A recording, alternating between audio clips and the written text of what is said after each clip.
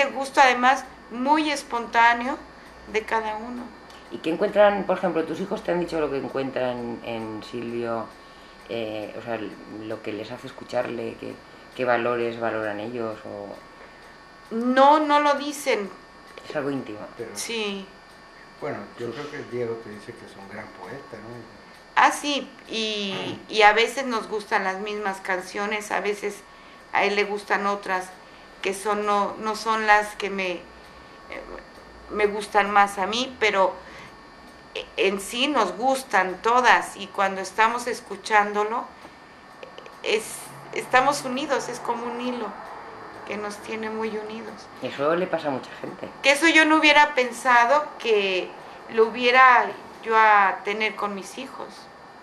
Pensé que iba a ser una cosa personal. Ajá. Pero es muy grato, digo, tú lo tendrás con tus hijos. Ver que hay eso que te une todavía más con es como un lenguaje, no sé cómo explicarlo, es como una cosa que subyace, ¿no? En el... Ah, claro, que ahí están ideales, están actitudes que no necesitas explicarlo. Exacto. Pero hay algo que te está uniendo, entonces te da gusto compartir eso con tus hijos. Yo no sabía, porque yo conocía a Belia en una bueno, la conocía, he ido sabiendo de ella, pero no sabía que era hija de español, de primera generación de españoles. Y me ha dicho que su padre estuvo en un campo de concentración, que Franco le represalió después de la guerra.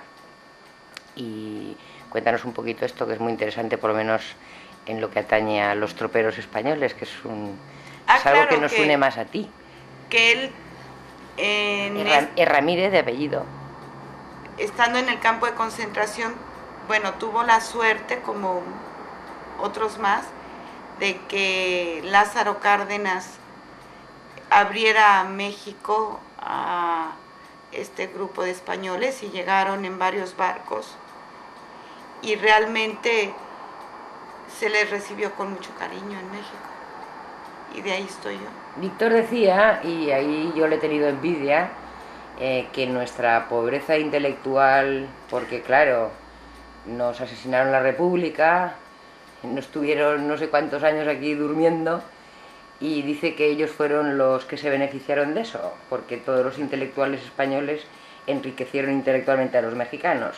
Con lo cual, a partir de ahora no voy a permitir ya más abajo la madre patria y todas esas cosas, ¿eh? O sea, que eso se ha acabado. Yo esto no lo sabía.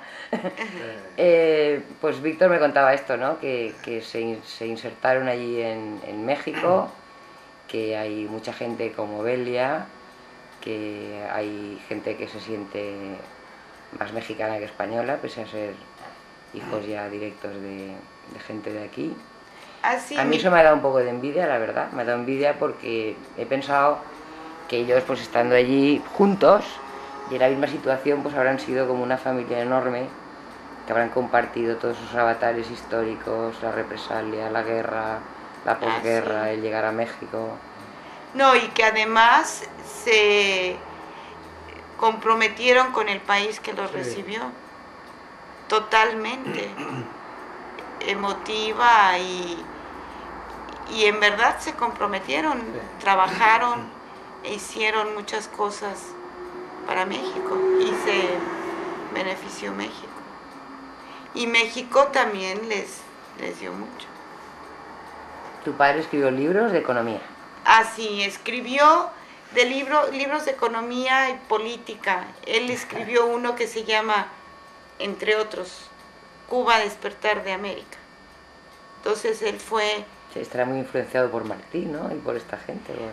Sí, bueno, él es desde el punto de vista de la economía, pero él fue en los primeros años de la Revolución y se entrevistó con el Che Guevara y hizo un estudio de Cuba como país socialista, ¿no? Y el movimiento del 68. Y otro muy importante es un análisis y una recopilación de documentos sobre el movimiento estudiantil del 68. En México. En México. Sí. Simultáneo al de París. Sí. Posterior, Ese 68 poco Que posterior. fue el año que tú, al año siguiente, fuiste a Cuba. Exacto.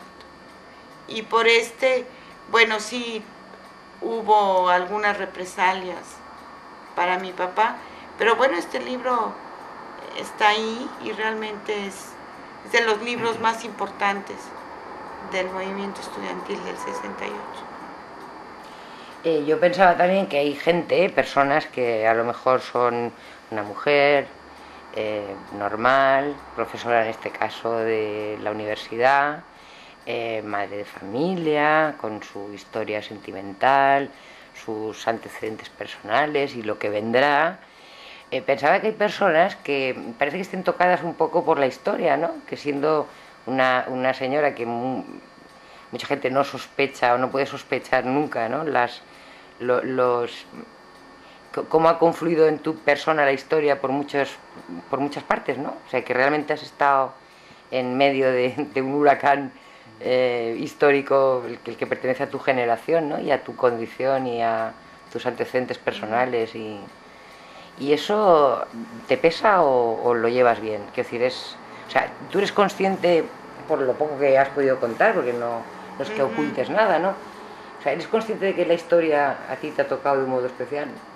O sea, que tú Sí. realmente como has protagonizado la historia desde tu puesto de combate, ¿no?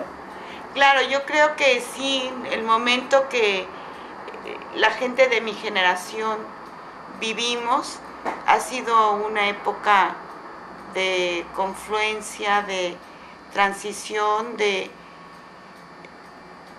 dejar una manera de vivir, de unos ideales hacia otros. Y yo creo que, bueno, es importante y es bueno ser parte de una generación dinámica. Activa. Y que ha protagonizado su historia, a fin de cuentas. Sí. Porque lo triste muchas veces es que te das cuenta que no puedes hablar perdón, con mucha gente que vive contigo a tu alrededor, porque no ha protagonizado la historia, estando a lo mejor en el mismo sitio que tú, ¿no? En el mismo país. Sí. Y que como mujer, bueno, sí ha tocado también ser de una generación en donde el papel de la mujer uno se da cuenta que es distinto y a veces es problemático, pero es mejor estar en esa generación de transición que haber quedado en la anterior, ¿no? Yo creo que es una generación interesante. Pues nada, enhorabuena por... Gracias, Esperanza, nos dio mucho gusto conocerte y que te veamos muchas veces. A vosotros. Hasta Cuba. Yo 2001. espero por nosotros, ahí está. Vale.